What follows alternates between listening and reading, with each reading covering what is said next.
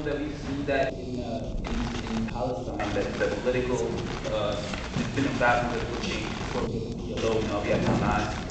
So I just want to ask that, being in Israel, do you see in the near future some sort of political figure emerging from Israel that might want to, accommodate your views and try and find a peaceful solution? Or, because to me, I see the same sort of political dogma coming from each generation. No, I don't think there is, in the near future, any political figure in Israel who would be willing to forsake the Zionist ideological position. I think they are all very loyal to Zionism, and they will remain loyal to Zionism for a while. Of course, you never know.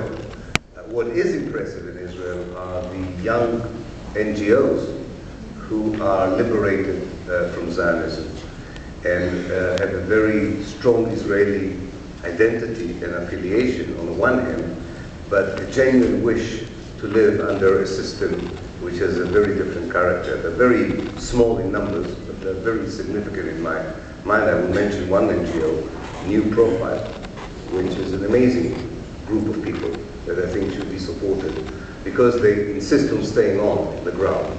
And they face the Israeli army, its recruitment policies in the schools, the connection between militarization and education in Israel, and they do it all as part of the wish to be part of the society.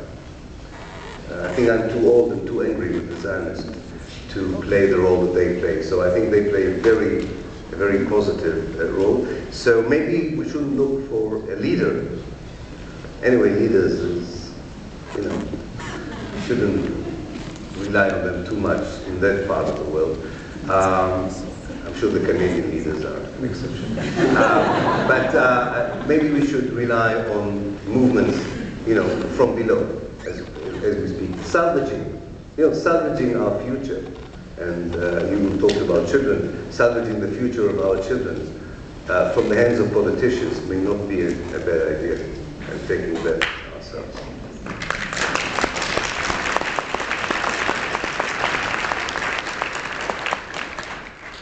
Just look straight here. My name is Rami. I have a question a little bit away from the subject. We spoke about, Ireland, Tibet, South Africa. And I'll ask you a question about Lebanon. What we've seen right now in the situation of the Hezbollah, the styles that it's adapting, this relation with Iran, Hamas having some relations with both of these groups. Do you see that taking us, where is it taking us? I mean, history repeats itself. Have you ever seen anything like that before through the Arab-Israeli, let's call it conflict at this point?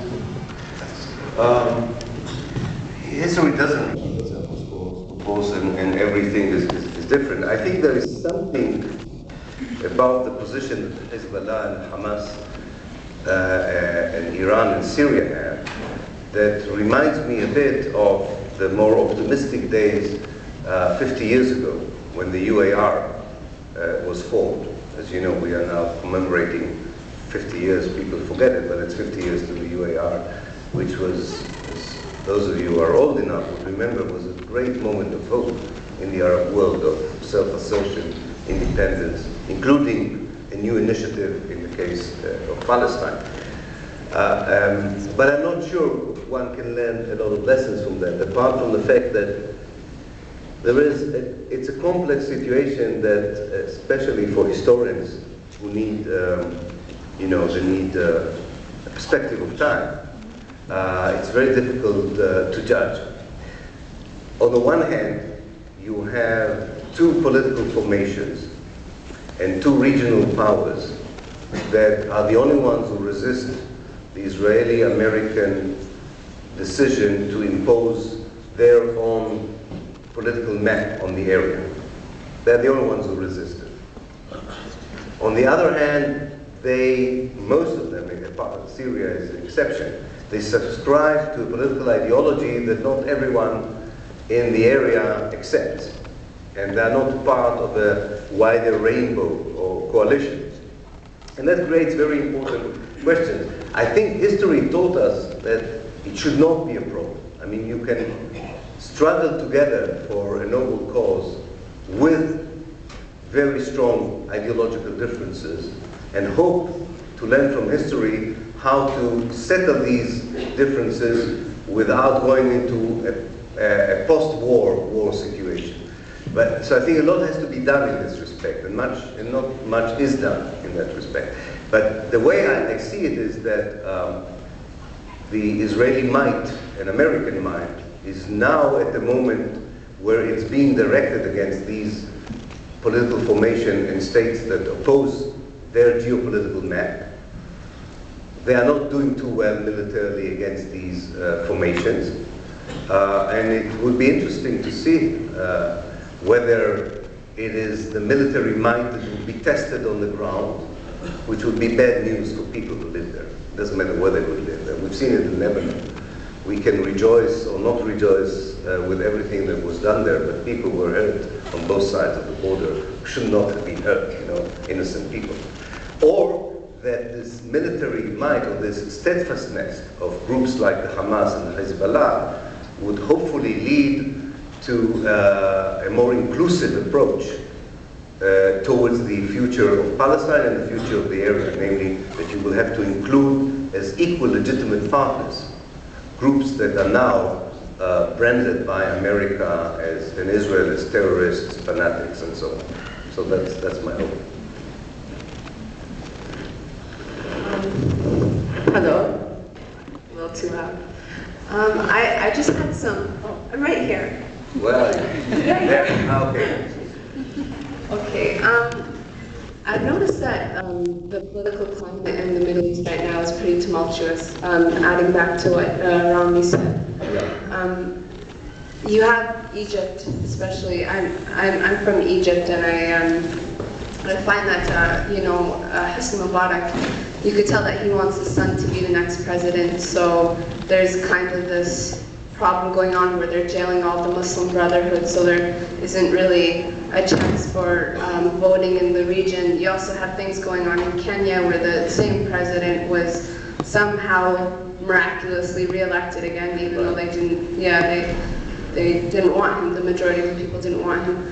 And then you look to this fighting going on in Kenya, and then you think of the French Revolution, when basically all the masses were upset with the monarchy and they were fighting them, and eventually they had their government. Could you see that going on in the Middle East as a historian, that there's just going to be a time where Arab people, or the masses, you can say, are going to be just so frustrated with their governments and so frustrated with the climate that there will be this civil war, yet on a regional level?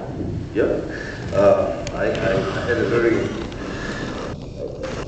there was very, was he Egyptian? I'm not sure he was Egyptian, maybe he was.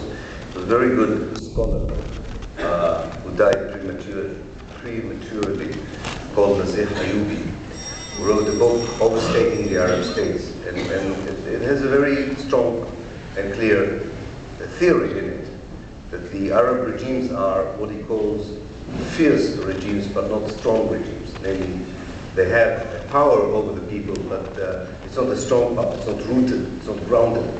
And definitely that would explode one day, I have no doubt about it.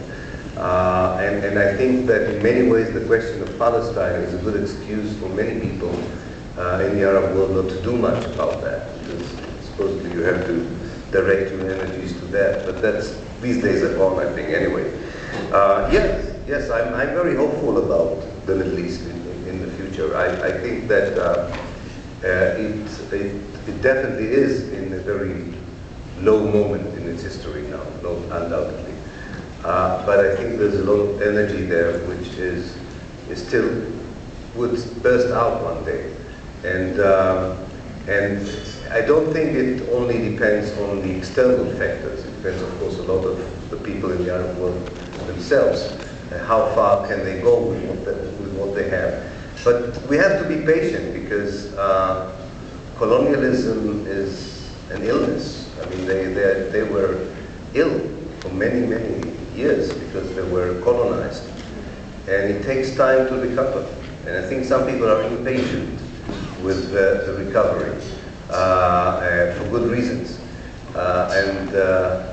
You know, colonialism did not stop when people think it stopped.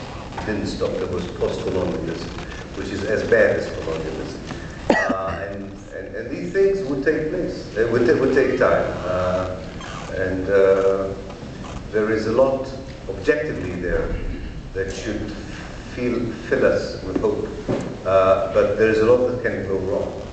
Definitely, the question of unity is not something that leaves a lot of room for optimism in the future. And probably that would be the first obstacle to overcome.